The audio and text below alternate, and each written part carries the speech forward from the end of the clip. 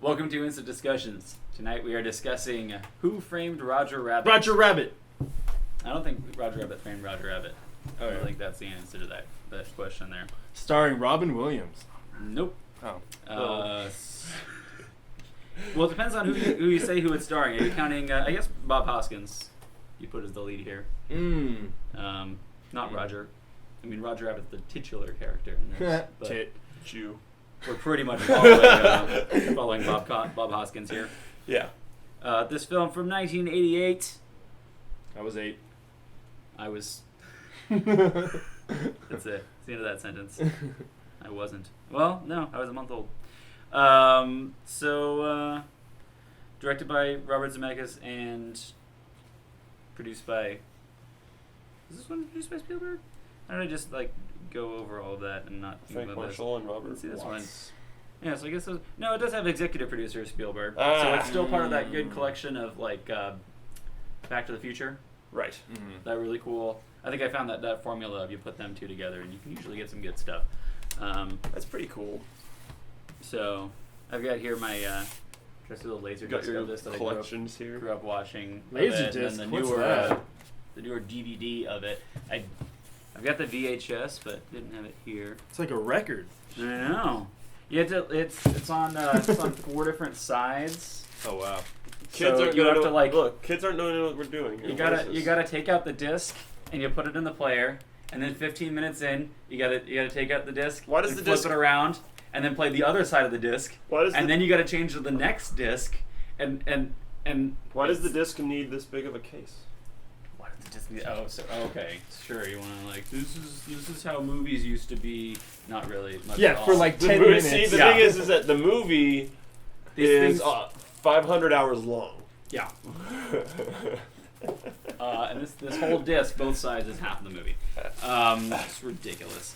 It's Laserdisc, kind of like the Blu-rays of today's. They're the in-between one that don't really get that much use. I hate that word. In-betweeners? Such a good series. Spoilers for what's coming to later in this episode about this one. So, first time you watch the movie. Let's go Yeah, on I've to that. never seen it before. This is You've the never seen first it Wait, time what? watching the Oh, movie. right, you're trolling us. Yeah, he's doing that whole thing again. He's still trolling us. So I hadn't watched this in a while.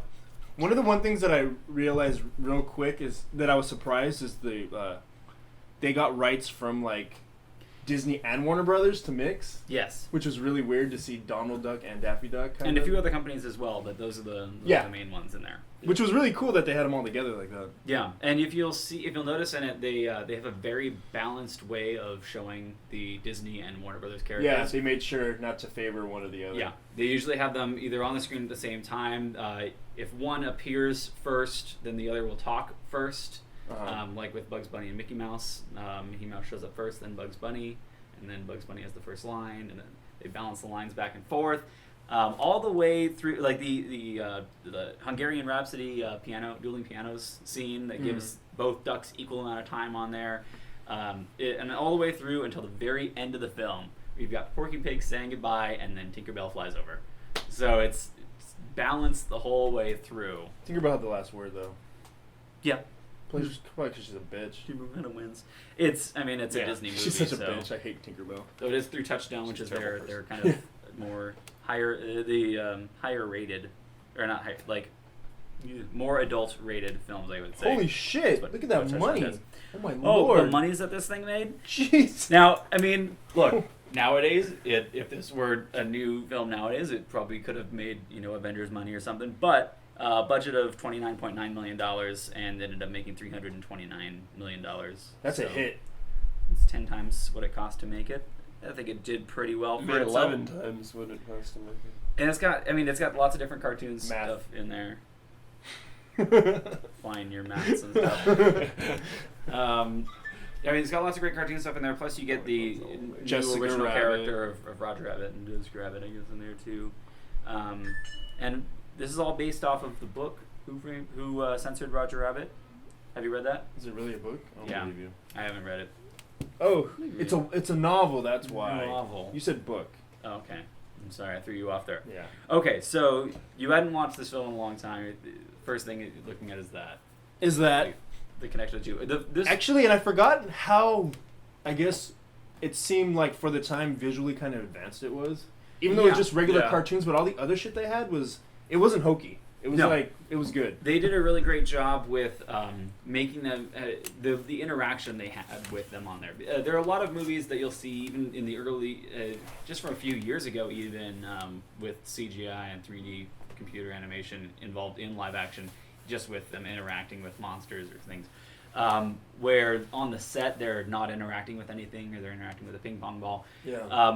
This one they tried to have some sort of stand-in for them that was as good as possible on there. They had like models of the different characters using kind of puppetry in them, doing as much so that they could interact with something on the screen. It still wasn't as advanced as they're doing now, where they're having live actors on the set with balls all over them. Yeah, and then having them replaced later. Which would be cool to see. And there's still little jitters you see in it. If you look carefully, you'll see that sometimes the camera shakes a little more than the characters do. They don't have the same character shake on there. Little things like that you can notice that are errors in the way that it's hand animated. But it's still really cool to see them go through that whole process to make it. Jesus Christ. Going crazy there. It was popular. Silence not far enough off for your phone right now. Yeah. Let me silence it a little more. I think someone's dead right now. This is not going to be good. You want to... Let me just silence it a little more. There. Okay. It's a little harder silence. Don't need to check what's going on there. All right. Fine. I mean... Just to make sure no one's dead, you're right. Because this was a lot of messages. That was a lot of info. Speaking of dead, Bob Hoskins in this. He died? What? Not in the movie. In real life? Non-spoiler alert? Yeah. He died just a few months ago. Was he choking himself too? It was a little after he retired from the film stuff. But I think this is probably one of my favorite performances of Bob Hoskins. Well, like, what else did he do? You shme. This is the most popular, right? We can go He's in Hook. Oh, yeah, well, yeah, we can go. And in Neverland. And Mario Brothers. Mm-hmm. The only film Never ever graduated. Never forget. Never forget. So the Charles Fleischer, who voices Roger Rabbit, I think does a great job with that. I love that voice. Christopher Lloyd.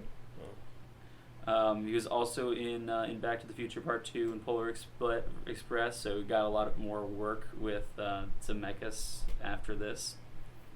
Although I can't really watch Polar Express. It just looks weird. All right, getting back to this. Back to Rabbit. We're way off track today. We're so off track. Apologize for all of Holy this. crap. All Okay, right, what I'm really surprised by is that this wasn't called a film noir film at all. Yeah. Well, it's so heavily based off of Chinatown. Yeah, right. No, And Chinatown totally copied this. Yeah, it totally did. So ridiculous. It's basically the same film. Though I love the directions they take in this, especially with the freeway system. Not Jack Nicholson and Bob Hoskins. Yeah, it's a great direction. Yes. I was thinking more the director and Robert Zemeckis, Awkward. not so involved with underage girls. That's good too. Anyway, Both. Yeah, lots of benefits this has over Chinatown. Also, this one's in color. Yeah, that was good. Yeah. It was nice. Is this one of the first ones? First movies to be in color? No, I don't think at first, all. No, like film noir. No. All right. One of the things that stood out to me in rewatching this movie, and I watched this movie quite a bit, though. The sitting down and actually, watching it completely. Because this one that you'll put on, and I'm like, yeah, I know this movie. Yeah, I've seen it so many times. Yeah. I knew that there's a lot of adult stuff in this movie, but in watching it closely this time, you just pick on how much of it is in there. Like patty cake? Well, patty cake is, but in patty cake? In the beginning patty of cake? Patty cake? You go with even just the beginning of it with the... kids smoking cigarettes on the back well, of the guys... trolley. Yeah, the kids smoking... Yeah, thanks for the cigarettes. But that's more of a joke part, though. I'm saying even further back there, they get done filming the show, and you meet Baby Herman. Mm-hmm. And when he's, I think it's when he talks to Bob Hoskins actually, when he's, talking to the his assistant there and talking about the girl is like, yeah, I got a 50-year-old libido and a 3-year-old winky. Yeah. There's something else I noticed. I took a bunch of screenshots of this. When they're in Toontown, when Bob Hoskins is in Toontown in the bathroom, there's on the side it says, for a good time call, Alice in Wonderland. Wonderland. Yes.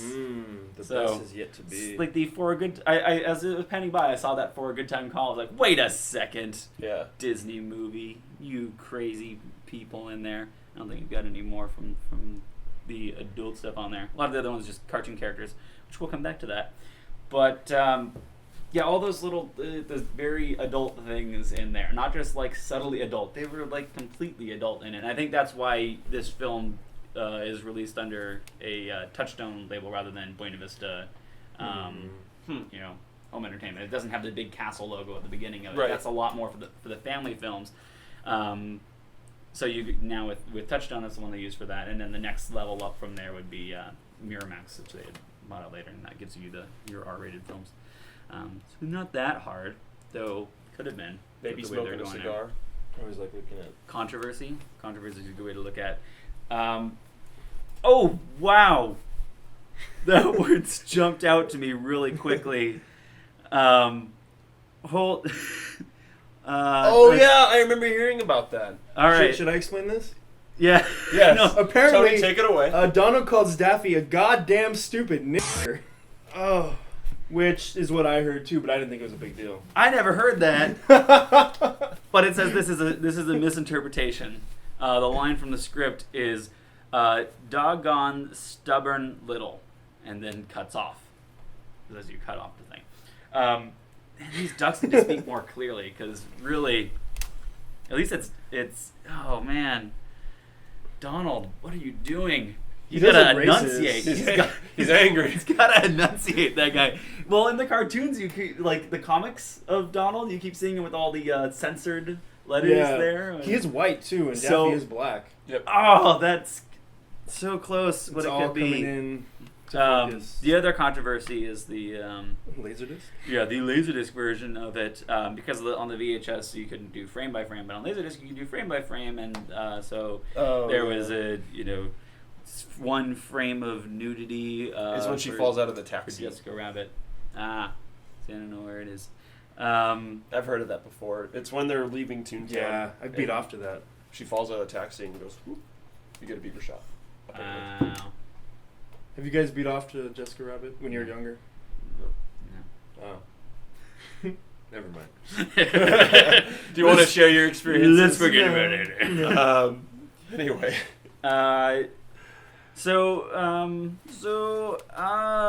What's your favorite things about this movie? Yeah. There's so much great stuff about the movie. I love the way that they combined animation and live action, and not just like the visual aspects of it and the technical aspects of it, but in the story and how much it meant to the story, and even more so than in Chinatown, having a guy just what the things that happened to him in Chinatown and why he doesn't want to go back there, but now you're getting that added element of making Chinatown all crazy cartoonness in there. But forget it, Valiant. It's Toontown. I love his background. Like looking at it, I don't think I picked up on it in the earlier times of watching it, but his background with the Barnum and Bailey Circus. Oh so he and his brother were circus performers before that, and which his dad really pays off. I mean, that's why he loves going to Toontown, and they're like dressed as clowns before, and it really pays off in the end, because when he's doing all of the stunts in the warehouse, to defeat them.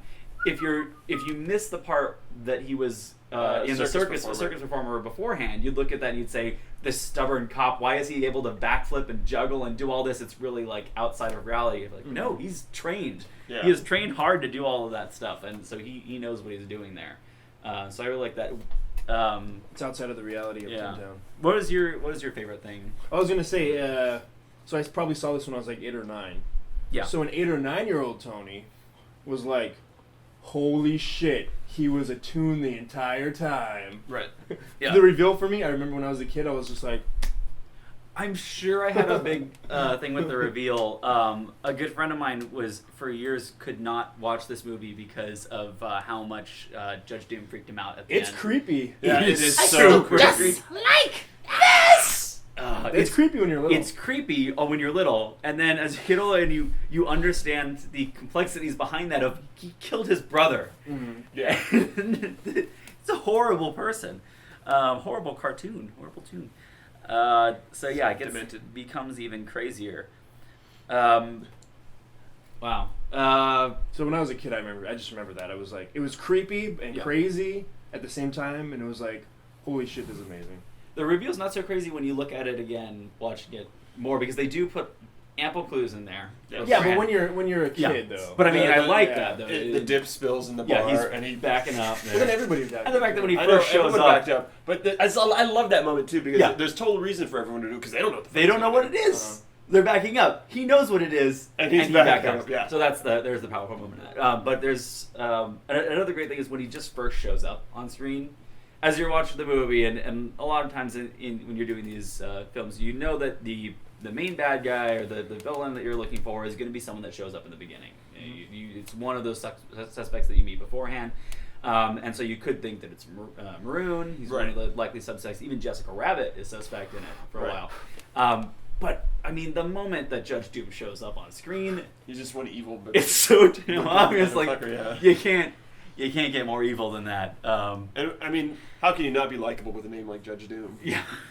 He's kind of like Darth Vader, almost. When he walks and stuff, he walks with authority and all that. The over in the Great Movie Ride queue line in Orlando, Florida, at Walt Disney Studios Park, they have a lot of different costumes from movies, and they have Judge Doom's costume in there. Oh, that's fucking cool. I wanted to break the case and steal it. It was... Oh, man, I need to put that together. Yeah, I'd love to put together that costume. Yeah, just go around doing that on walls and shit. That'd be so good. Shave and haircuts. See, I love little things like that when, like, he's thinking, okay, what's this guy doing? Like, he's just tapping on the walls, and then you look over to see Roger just cannot keep it in. Going nuts. Just getting insane. So it's so good. I'm looking in here. They talk about the lengths that it went to in producing this film, and one line stands out to me that Tony won't care much about or won't like, but I kind of like. Doesn't have the N-word in it. Before Zemeckis was hired to direct this, Terry Gilliam was offered the chance to direct it. Oh, God. But he found it too technically challenging. So he was just too lazy to take it on, as he said. And he worked a lot more with physical props and building puppets and sets and all of that stuff. That's a lot more. Pure laziness on my part, he admitted later. I completely regret that decision. He could have done amazing things with it. He's got the right mindset for it, but it's so well done that you don't really need to see how it would have been otherwise. Isn't he the Breaking Bad guy? Oh, Baron Munchausen. Yeah, Brazil. Yeah. Holy shit, Brazil. Oh yeah. No, he's he's the only American python. Oh, we wouldn't have had Baron Munchausen if he did it though. Yeah. Same year. There's still 12 Monkeys, Parnassus. He did a lot of good films. So he's been offered different films. He was offered films in the Harry Potter series that he didn't do, and rightfully so because he takes way too long to complete a project, so they wouldn't have released on time. So I think he could have done well with this, but it's done so well anyway. And Zemeckis has that good key to visual effects. Yes, well. He does well with that kind of story. I also like the connections to the ride in this one, where the taxi drives yourself, but you can spin it around, so there's a little connection in there. It's really cool. It's one of although that's kind of backwards, not forwards. Yeah. But it's the way that the ride makes sense. Yes, it's in there. It's so you like the ride? I love the ride. Okay. One of the great movies turned to rides. Yes, I mean that's a perfect way to do it. The too, visuals right? are so great in there, and just being able to walk into Toontown, all that really great stuff that came out of it. God, but it's so depressing because there's a freeway right there. Yeah. Yep. Right next to. It's anyway. perfect. Well, it's post that. Yeah. In there. Someone had said to me when they brought the new trolleys into California Adventure that someone said, yeah, those are actually the ones in the movie. And we watched the movie again, no, they're not. They're painted just like them, and I like that. But I mean, there's one that's painted just like. But it's a red trolley car. But it's much shorter. I know. This one is a lot the ones in the movie too. are so much longer. And they've got the curvier? curve. They got more stuff on it, but they did design it to look like it, so that. And as we know, longer is better. So it's all about girth. Favorite part about the movie? I love. I freaking just love this movie. Oh my god. Spoilers. The way it was written and organized is like really, really, really well done, well executed. The interactions and between the cartoon, like you were saying, is so well done. I mean, I think that now that I was like kind of looking for it harder, I found like maybe a moment or two where the eye contact wasn't quite there. Yeah. But dear God, 88 though, like this is damn impressive. Yeah. And there were a few after that tried to do the same thing of the 2D animation working with live action, and even before this, there's films that do it before this, and that they're hidden way in the Disney vault where they won't let them be shown by anyone. Little film called Song of the South, which had the live action and cartoons mixed. Hey there, puppy. Yeah, just a little bit, not as much as in this, I guess, but. And Bob Hoskins, bravo. Yeah, Rob, great performance in this. I mean, such a good performance. He's acting in this as they take this movie as seriously as Chinatown. Yeah, which is great, and it's at least the humans. I think they've got the cartoons are as serious as they would be, and they to their lengths in there. So problems with the movie, things you didn't like about the movie. I think it's hard for this one, just because...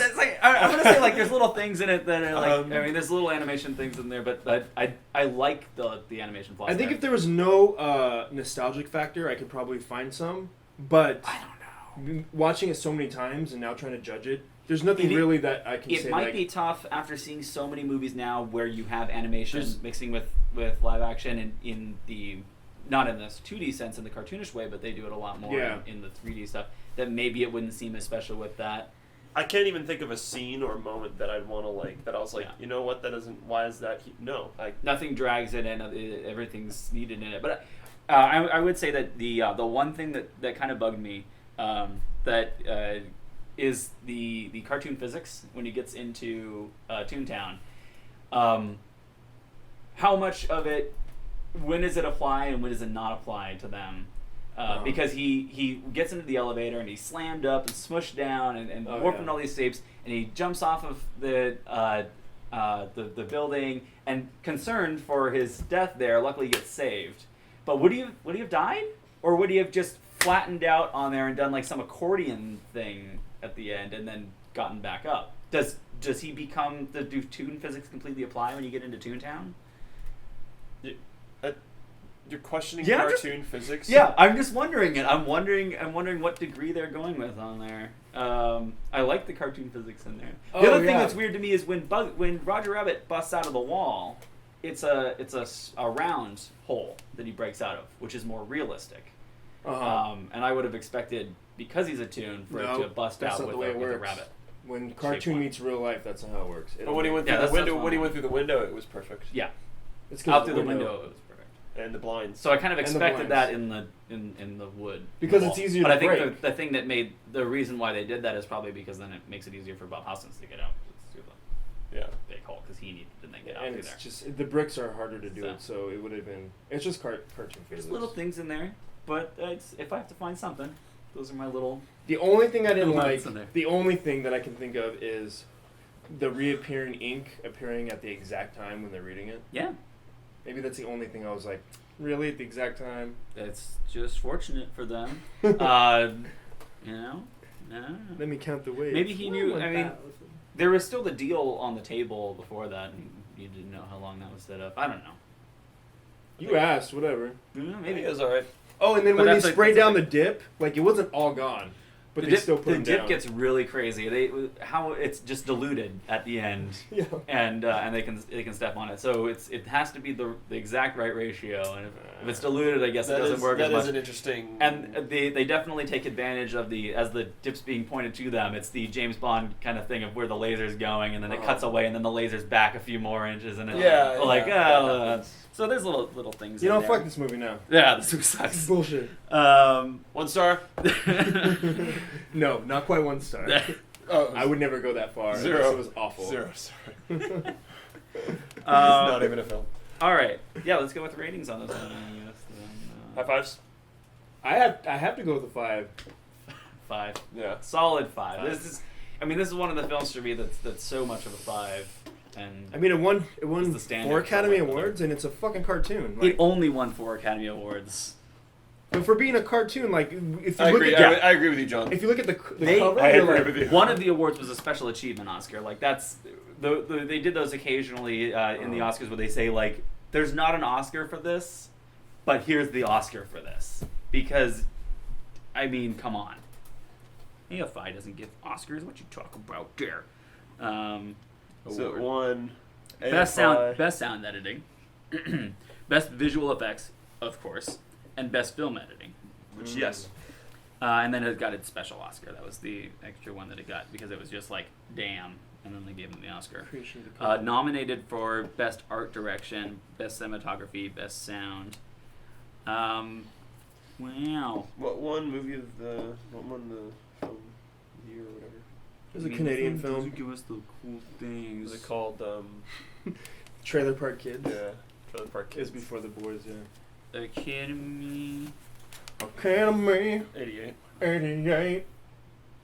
Well, was it the award ceremony for 88? Or was it the? Was it the? Let's see. Let's Those see. winners. Winners. Make sure that's the right year here. Sure, it's a right, yeah. And just your backup singers. Just a backup Just a backup. Okay, we want the 59th annual. 59th annual. Do. So you had like the hots for Jessica Rabbit. I'm just saying, when you're a kid and you don't have internet. See, you guys are younger.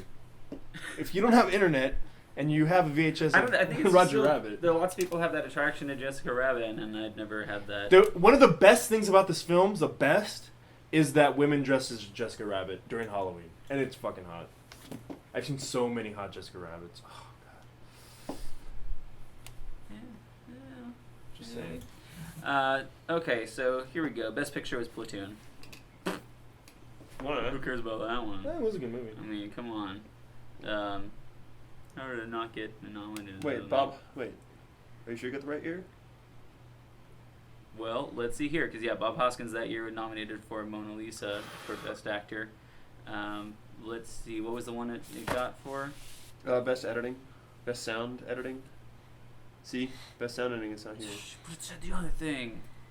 All right, what is it? All right, this is from '87. Are we on? Oh, I have an You needed to go. 61. You needed Yeah, to go the to other way. 61, the All other way, right. not back. Oh. Are we on the extended part now? There's no shit. This whole episode's just screwed from the beginning. No, we're good. Messed it We up. got past the 5 stars. We all give it 5. Oh well, we have to get the next picture. Rain Man got Best Picture. Yay! I mean, come on. Was it even nominated? It wasn't even No, nominated. of course it wasn't nominated. Best Actor Dustin Hoffman for Rain Man. Who ever heard of that movie? I don't even know. Yeah, definitely never heard of it. Best definitely. Director Rain Man. Oh, Big came out that year too. That's a good movie. Fish Called Wanda. Best Supporting Actor. Jodie Foster? Man, I want to shoot a That's president so she'll like me. All right, Who Framed Roger Rabbit? Oh, Who Framed Roger Rabbit beat out Die Hard for Best Film Editing. And Rain Mississippi Burning. It beat out that. And Rain Man. Man. Yeah. It should have been best documentary. What other things here? So, all right, Who Framed Roger Best Rabbit? Art Direction. Dangerous Liaisons beat out Who Framed Roger Rabbit for Best Art Direction. I don't know. Just any movie that can beat out Roger Rabbit for I Best like when Art he's like, Direction. 3 ways? That's insane. No one will do that. Those cars. I am out the red car trolley. All right. So I found a little reference here. Whoop. There's all the little things at the end. So Droopy Dogs from Turner Entertainment, Betty Boop. Betty Boop from Fleischer Studios, Woody Woodpecker from Lance Productions, and then we get all of the ones from Warner Brothers. So it's not just Warner Brothers and them going through. And then also in the credits, the in-betweeners are listed Yeah. because it's an animation term. Look at all these crazy cartoon characters they got in this scene at the end. This scene also, it almost reminds me of the South Park episode when they go to Imagination Land. It is Except they all essentially be that. getting Like killed. it's all of these cartoon characters, old and Who's this broad? well, mostly old. Oh, yeah. the harp. Yeah, She's she's the having heart an orgasm. from the Bikini the Beanstalk or the Beanstalk one. Yeah, little Speedy Gonzales. I had to go really quickly to catch wait, you know what? I love how they're just so laughing at him dying.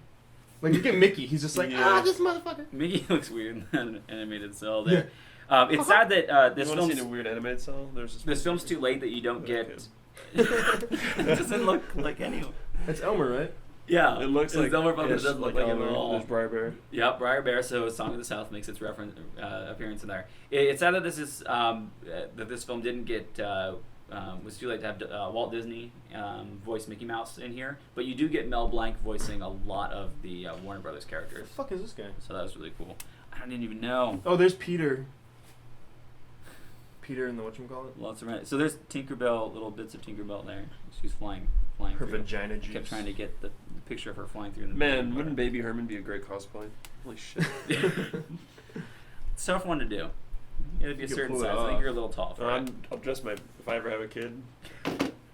Yeah. And you'll be Roger. Just have the baby. Put a cigar. So I guess you have to move on. I don't want to stop talking about this movie. I love it so much. Yeah. I want to delve more into. No, we're gonna move on. Yeah, we're gonna talk about German. Next week we're gonna talk about a movie called Journey to the West that I've never seen before. I've never seen it either. Nope. Have you seen it, John? I don't even know what it is. It's. Do you want to tell us anything about it beforehand?